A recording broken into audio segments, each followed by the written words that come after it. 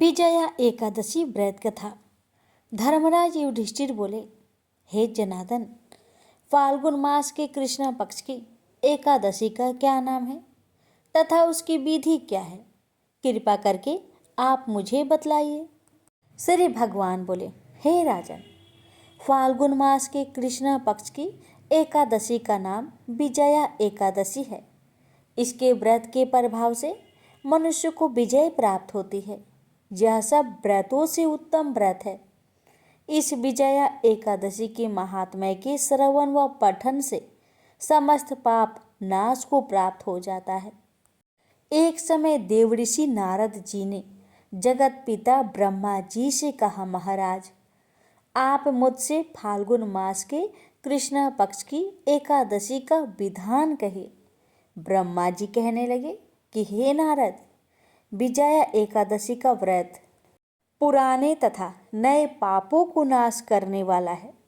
इस विजया एकादशी की विधि मैंने आज तक किसी से भी नहीं कही। यह समस्त मनुष्यों को विजय प्रदान करती है। त्रेता युग में मर्यादा पुरुषोत्तम श्री रामचंद्र जी को जब 14 वर्ष का वनवास हो गया, तब वे श्री लक्ष्मण तथा सीता जी सहित पंचवटी में निवास करने लगे।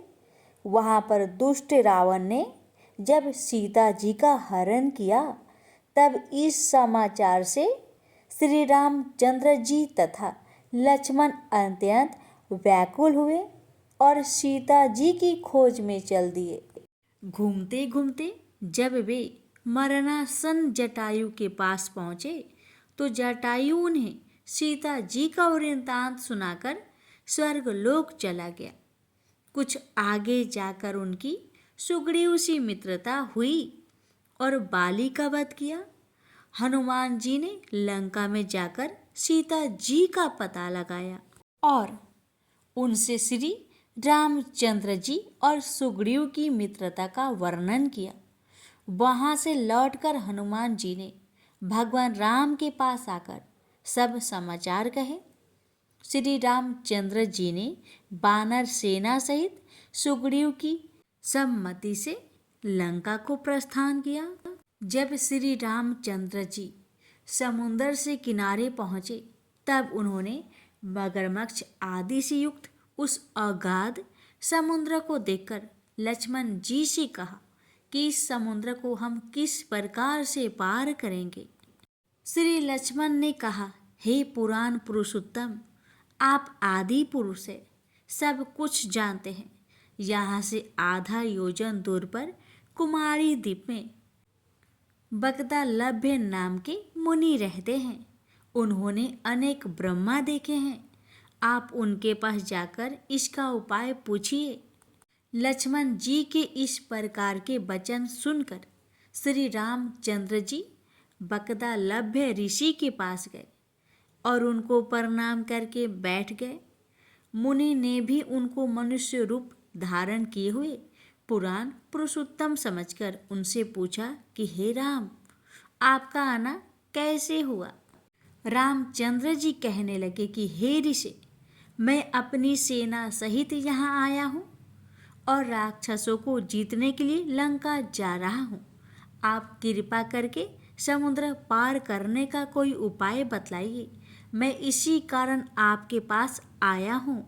बगदालभ्य ऋषि बोले कि हे राम, फाल्गुन मास के कृष्ण पक्ष की एकादशी का उत्तम व्रत करने से निश्चय ही आपकी विजय होगी, साथ ही आप समुद्र भी अवश्य पार कर लेंगे।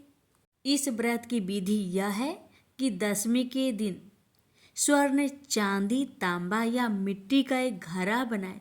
उस घड़े को जल से भरकर तथा 5 पल्लव रख वेदिका पर स्थापित करें। उस घड़े के नीचे सतनजा और ऊपर जौ रखे।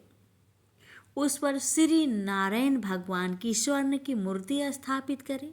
एकादशी के दिन स्नान आदि से निवृत्त होकर धूप, दीप, नवध, नारियल आदि से भगवान की पूजा करें। तत्पश्चात घड़े के सामने बैठकर दिन व्यतीत करें और रात्रि को भी उसी प्रकार बैठे रहकर जागरण करें। द्वादशी के दिन नित्य नियम से निवृत्त होकर उस घड़े को ब्राह्मण को दे दे। हे राम, यदि तुम भी इस व्रत को सेनापतियों सहित करोगे तो तुम्हारी विजय अवश्य होगी। श्री रामचंद्र जी ने ऋषि की कथा अनुसार इस व्रत को किया और इसके प्रभाव से दैत्यों पर विजय पाई। अतः हे राजन, जो कोई मनुष्य विधि पूर्वक इस व्रत को करेगा, दोनों लोकों में उसकी अवश्य विजय होगी। श्री ब्रह्मा जी ने नारद जी से कहा था कि हे पुत्र, जो कोई इस व्रत के महात्म्य को पढ़ता या सुनता है, उसको वाजपेयी यज्ञ का फल प्राप्त होता है। प्रेम से बोलिए लक्ष्मीपति विष्णु भगवान जी की जय। सियावर रामचंद्र की जय।